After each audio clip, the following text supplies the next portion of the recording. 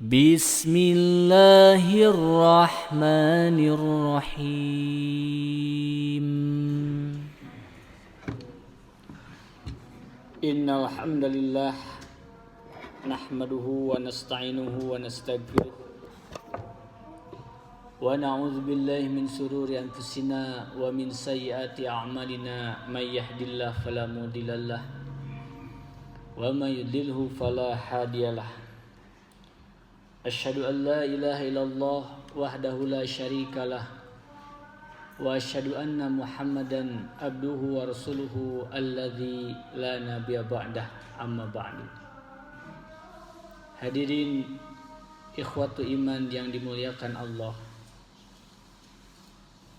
Pertama-tama tentu mari kita panjatkan puji dan syukur kepada Allah, karena dengan hidayah dan inayahnya kita berada di tempat ini dalam rangka menjalankan ibadah wajib, yaitu ibadah Jumat. Yang mudah-mudahan di antara keutamaannya adalah menghapus dosa dari Jumat yang lalu sampai Jumat yang sekarang. Hadirin sidang Jumat yang dimuliakan Allah, Imam Abu Daud merupakan salah satu ahli hadis, termasuk as-sab'ah di antara para ahli hadis yang lain, seperti Imam Bukhari, Muslim, Tirmidzi, Nasa'i, Ibnu Majah, dan Imam Ahmad. Imam Abu Daud ini lahir pada tahun 202 Hijriah dan meninggal pada tahun 275 Hijriah di Basrah, dan dalam usia 72 tahun beliau ingin mencurahkan perhatiannya untuk mengumpulkan hadis-hadis Nabi Muhammad SAW. Kemudian ia berusaha mengumpulkan dan mencatatkannya. Pada sampai usia tersebut beliau berhasil menuliskan 500.000 hadis. Sebagaimana kata beliau, katabtu an Rasulillahi sallallahu alaihi wasallam khamsa mi'ati alfi hadisin. Artinya aku telah menulis 500.000 hadis. Bisa kita bayangkan bagaimana tebalnya buku tersebut. Yang Quran saja zaman sekarang jumlahnya sebanyak 6.236 ayat, tebalnya sudah seperti itu. Apalagi 500.000 hadis.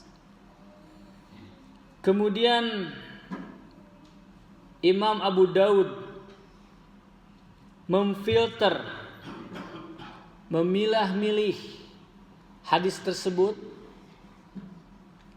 dari sisi sahih, hasan, dhaif, kemudian memfilternya dari 500.000 hadis menjadi hanya 4.800 hadis yang kita kenal dengan Sunan Abu Daud yang tebalnya sebanyak 2 jilid. Kemudian dari 4.800 hadis itu dia berpikir, belum tentu umat Islam semuanya bisa membaca 4.800 hadis ini. Kemudian ia memiliki gagasan yang agar mudah diingat. Ini yang paling minim, tapi sekaligus luar biasa kalau diamalkan oleh umat Islam, yaitu beliau memfilter dari 4.800 hadis itu menjadi hanya 4 hadis saja. Dan beliau memilih hadis-hadis tersebut berkaitan dengan manfaat dan fungsinya itu cukup sistematis. Yang pertama hadis yang dia pilih yaitu hadis yang berkaitan dengan Allah Subhanahu wa taala. Jadi hubungan manusia dengan Allah Subhanahu wa taala. Kemudian hadis yang kedua yaitu hubungan manusia dengan dirinya sendiri. Sudah sejauh mana dirinya beramal?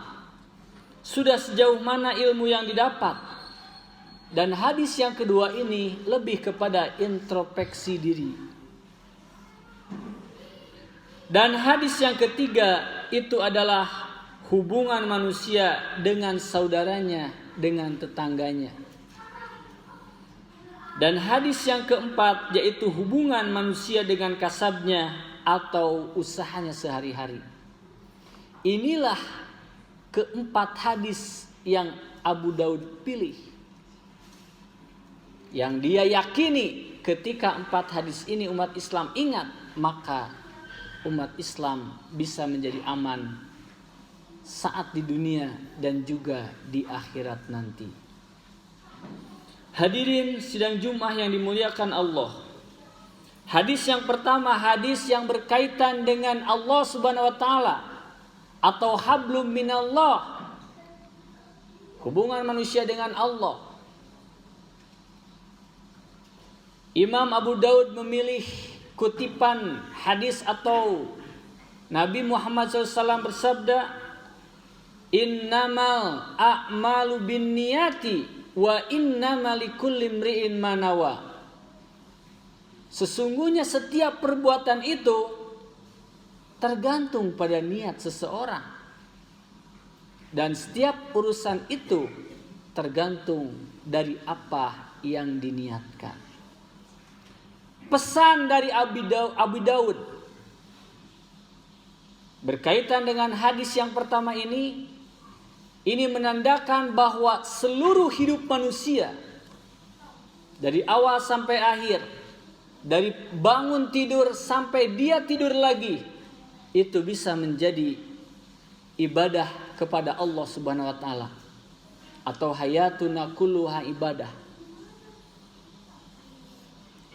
Yang pertama sekali yang harus ditanamkan dalam dirinya bahwa hidupnya adalah diniatkan karena Allah Subhanahu wa taala untuk beribadah kepada Allah Subhanahu wa taala sebagaimana panggilan Allah dalam Quran surat Az-Zariyat, a'udzubillahi minasyaitonirrajim, wa ma khalaqtul jinna wal insa illa liya'budun. Tidaklah aku jadikan jin dan manusia kecuali hanya untuk beribadah. Nah, semua hidup manusia itu bisa menjadi ibadah asalkan dalam niatnya karena Allah Subhanahu wa taala.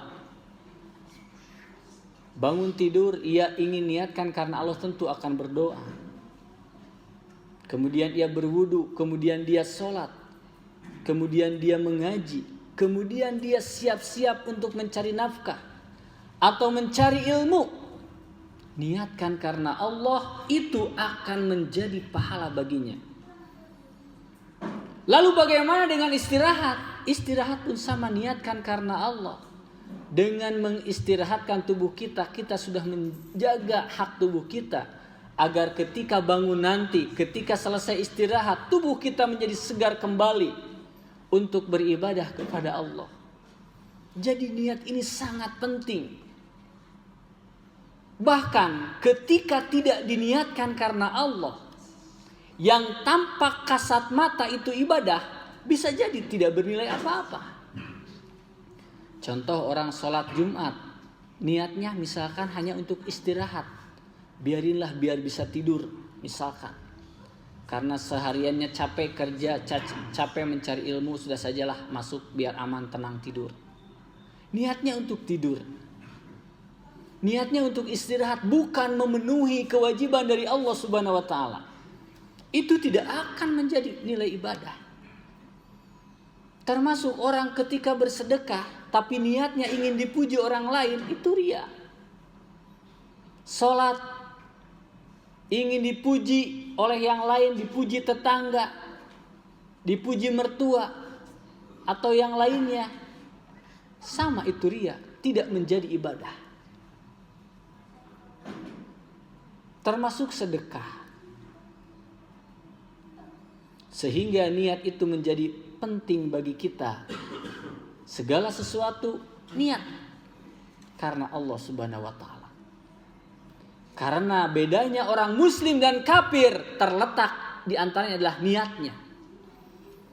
Kalau orang muslim tentu diniatkan hidupnya adalah untuk Allah Subhanahu wa taala. Inna sholati wa nusuki wa mahyaya wa mamati lillahi rabbil alamin. Tapi orang kafir hidupnya ya untuk senang-senang saja.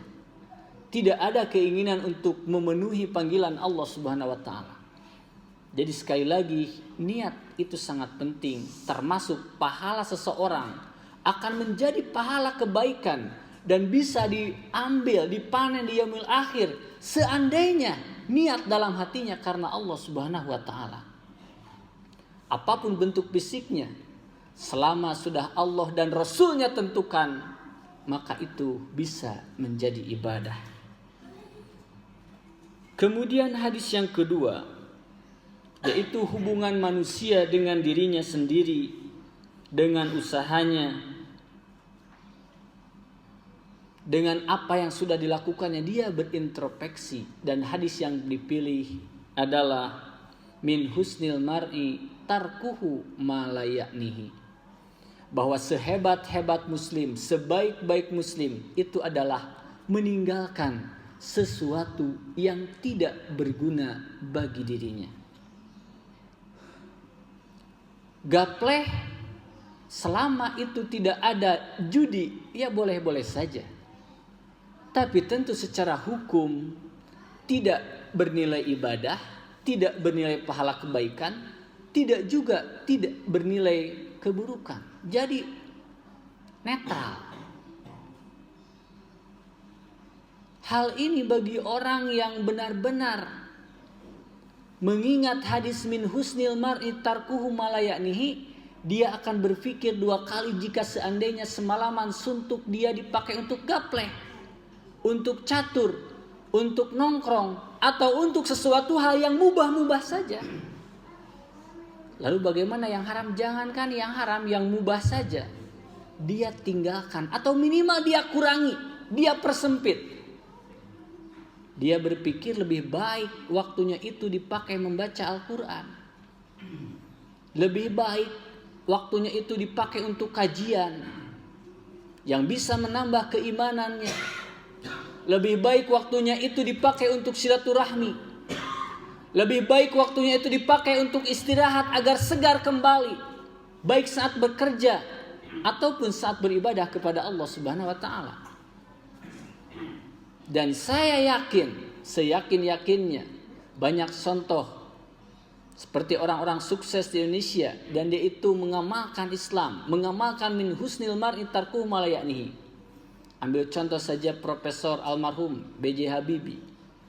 Dia itu tidurnya hanya seberapa jam. Dia pakai waktunya itu untuk hal-hal yang bermanfaat. Hingga akhirnya bagaimana pesawat terbang dengan izin Allah dia bisa buat. Bagaimana desainnya, bagaimana pengembangannya. Ini karena diantaranya adalah menggunakan waktu dengan sebaik-baiknya. Imam Al-Ghazali mengatakan yang paling jauh itu adalah 1 detik yang lalu. Karena 1 detik yang lalu tidak bisa kembali. Oleh karena itu waktu harus kita manfaatkan sebaik-baiknya. Karena tidak akan kembali. Ingat, usia kita sudah dipatok oleh Allah Subhanahu wa taala. Secara tidak sadar kita itu sedang mengantri menuju kematian. Tapi terkadang manusia dilupakan dengan kenikmatan-kenikmatan yang tidak hakiki, hanya semu saja, hanya sementara saja lupa. Sehingga tidak sedikit umat manusia, khususnya umat Islam, mati dalam keadaan yang tidak bermanfaat atau yang merugikan dirinya sendiri. Mati di luar ibadah. Tidak sedikit yang KTP-nya muslim tapi meninggalnya ketika berjudi. Meninggalnya setelah minum khamr. Meninggalnya setelah berzina. Meninggalnya setelah mencuri. Di antaranya karena waktunya tidak digunakan dengan hal yang bermanfaat. Tidak memperhatikan sabda Rasulullah SAW. Karena dengan memahami hadis ini, Jangankan yang haram, yang boleh saja dia pikirkan baik-baik. Dia sangat sayang dengan waktunya apabila waktu yang lama digunakan untuk yang mubah saja. Tapi seandainya ketika waktu dipakai untuk yang bermanfaat, saya yakin umat Islam akan maju. Maju untuk dirinya sendiri saat dunia dan akhirat, dan dia akan membawa kebaikan bagi umat yang lainnya. Itulah hadis kedua yang dipilih oleh Imam Abu Daud, yang saya yakin ketika umat Islam mengamalkan hadis ini, maka akan menguntungkan bukan saja dirinya, tapi juga umat yang banyak ini. Kemudian hadis yang ketiga, yaitu hubungan manusia dengan saudaranya, atau hubungan manusia dengan orang lain, di mana Imam Abu Daud memilih salah satu hadis Rasul sallam, la yu'minu ahadukum hatta yuhibba li akhihi ma yuhibbu li nafsihi. Tidaklah sempurna iman seseorang kecuali jika ia itu mencintai saudara yang lain seperti dia mencintai dirinya sendiri. Contoh, misalkan kita beribadah sholat Jumat karena ingin mendapatkan keridhaan Allah, keberkahan Allah, keselamatan hari akhir, itu tanda sayang pada diri kita. Maka ketika kita melihat teman kita, tetangga kita, saudara kita, mengajak itu adalah bentuk kasih sayang kita kepada saudara kita. Jadi bukan mengganggu orang lain, tidak. Tugas kita itu fa inna ma'alaikal balag. Itu yang disampaikan dalam Al-Quran. Tugasmu hanya menyampaikan. Karena kalau dikaji ketika menyampaikan pada orang lain, itu adalah tanda cinta kita kepada saudara kita. Sebagai tanda pengamalan hadis ini. Itu dalam bidang akidah ibadah. Termasuk muamalah pun, ketika kita memasak makanan atau sayuran, dalam salah satu hadis Rasulullah SAW dikatakan perbanyaklah kuahnya, kemudian bagikan. Ini menandakan ada kepedulian kepada orang lain. Saya yakin jika umat Islam ini mengamalkan hadis ini, maka umat Islam akan saling mencintai, akan saling menyayangi, dan tentu penuh dengan rahmat Allah Subhanahu wa taala. Tidak sebaliknya, zaman sekarang itu yang penting dirinya sendiri yang untung. Berani menzolimi yang lain, menipu, membohongi, kemudian membegal, dan yang lain. Itu tentu sangat jauh dari hadis ini. Betapa mulianya jika orang bisa mencintai orang lain seperti mencintai dirinya sendiri. Makanya salah satu di antara bumbu-bumbu yang bisa mengakrabkan itu adalah di antaranya saling memberi hadiah sesama muslim. Kata Rasulullah, tahadau tahabu, salinglah engkau memberikan hadiah. Hadiah itu tidak mesti berbentuk kado, tapi berbentuk kebaikan apapun, makanan, minuman, uang, atau sekali tidak berbentuk materi, senyuman, itu pun merupakan kebaikan. Jadi kalau seandainya hadis ini diamalkan, maka umat Islam akan bersatu padu dalam penuh keharmonisan, dalam penuh saling mencintai. Barakallahu li wa lakum.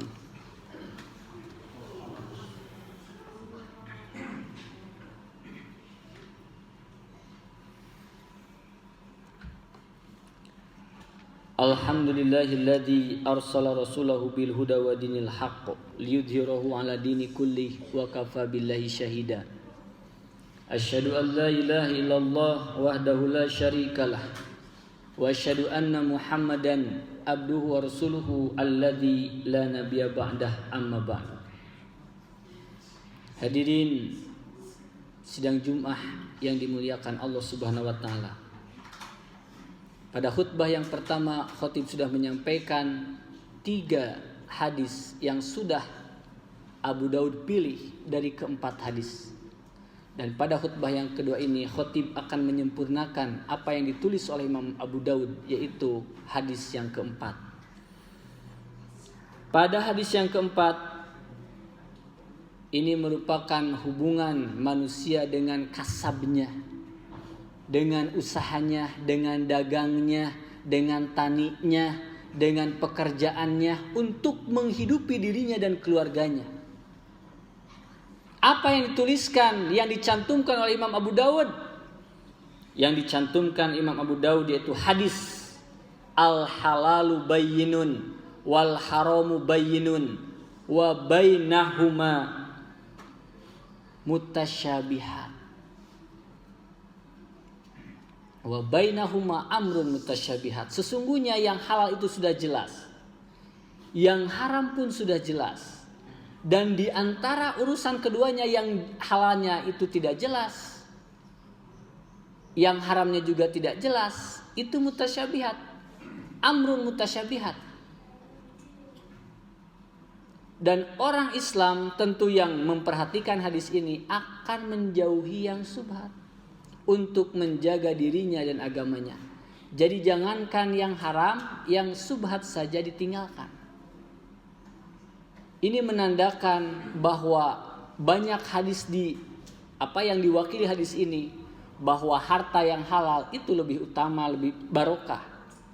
Dan ada hadis yang lain yang mengancam ketika seseorang hidup dari daging yang dagingnya itu merupakan pertumbuhan atau perkembangan dari harta yang haram, maka sudah sangat pantas dia ditempatkan di api neraka. Itu ada hadis seperti itu. Jadi saya mencoba memikirkan, oh mungkin hadis ini ada karena ketika seseorang tidak memperdulikan halal haram, bahkan yang haram diperebutkan, korupsi diperebutkan, ingin pada kebagian, luar biasa. Salah satu contoh pernah kasus ada seorang yang membeli sebidang tanah.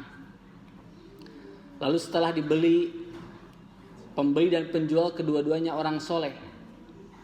Saat membeli, katakanlah harganya kalau sekarang mungkin ukurannya 100 juta.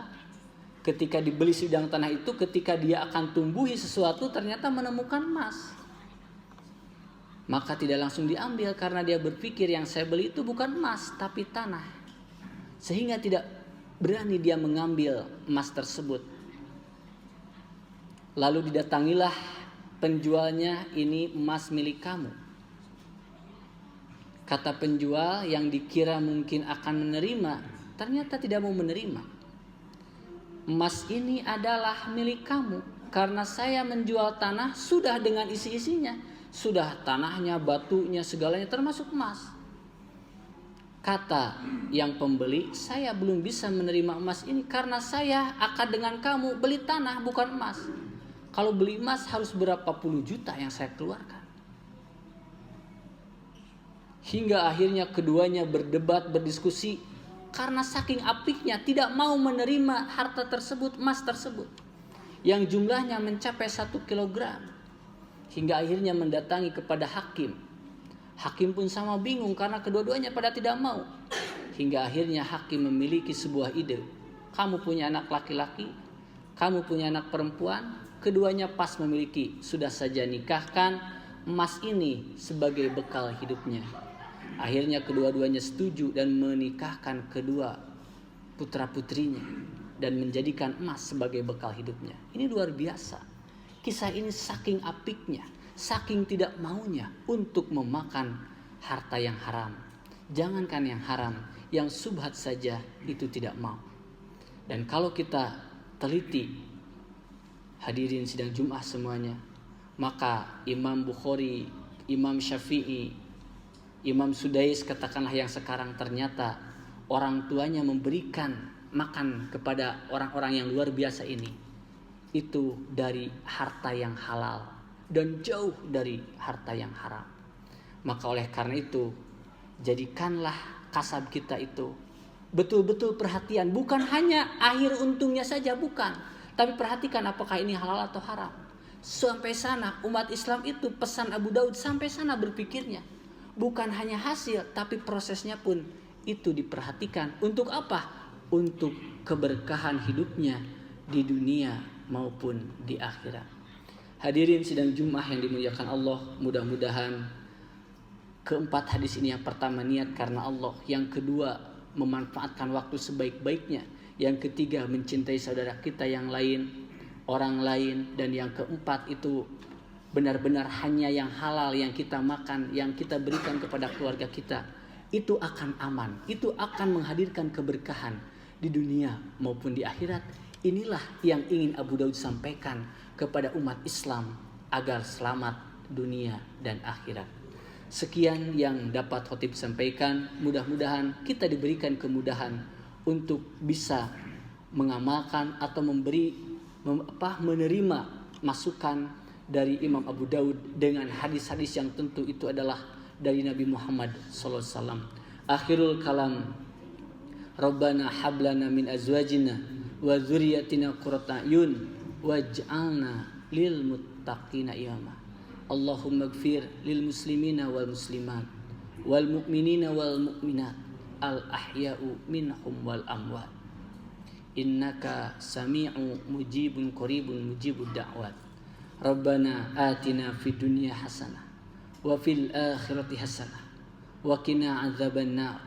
Aqulu qouli hadza wastaghfirullaha li wa lakum.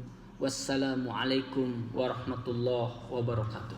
Bismillahirrahmanirrahim.